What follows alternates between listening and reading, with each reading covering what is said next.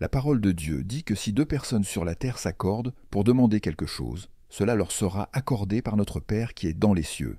Mais il faut s'accorder où? Sur la terre. Le ciel attend que la terre l'active. Le ciel ne peut pas intervenir sur la terre sans l'autorisation de la terre, parce que Dieu vous a donné l'autorité sur la terre. Il ne peut donc pas interférer tant que vous ne le libérez pas. Je sais que cela peut paraître difficile à entendre, mais c'est pour cela qu'il a dit « Si mon peuple, il aimerait guérir le pays, mais il dit « Je ne peux pas le faire tant que mon peuple ne m'invoque pas. » Et alors, il entendra depuis où? Le ciel.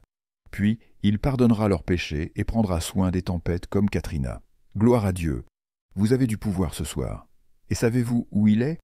Juste dans votre main, en ce moment même, là où deux personnes s'accordent. Venez, tout le monde, prenez la main de quelqu'un.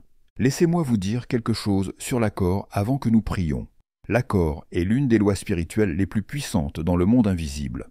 Le monde spirituel s'active lorsque deux êtres humains s'accordent ou lorsque deux esprits s'accordent. C'est pourquoi le Père, le Fils et le Saint-Esprit sont en accord les uns avec les autres. Mais l'accord est impossible lorsque deux choses sont identiques. Souvenez-vous de cela.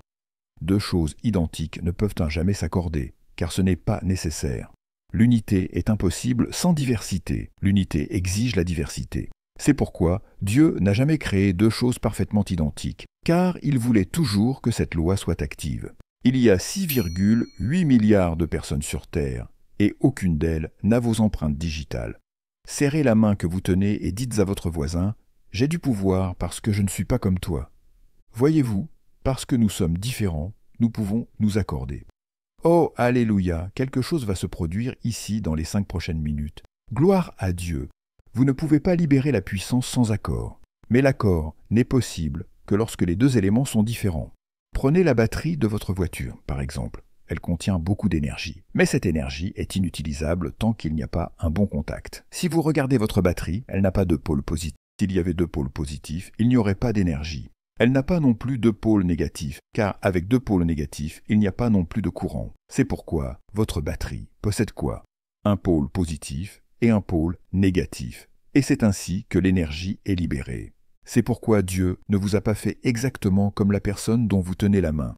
Et d'ailleurs, permettez-moi de vous donner ceci gratuitement. C'est aussi pour cela que vous ne devriez pas épouser quelqu'un qui est exactement comme vous. C'est pour cela que deux hommes ensemble ne peuvent rien produire.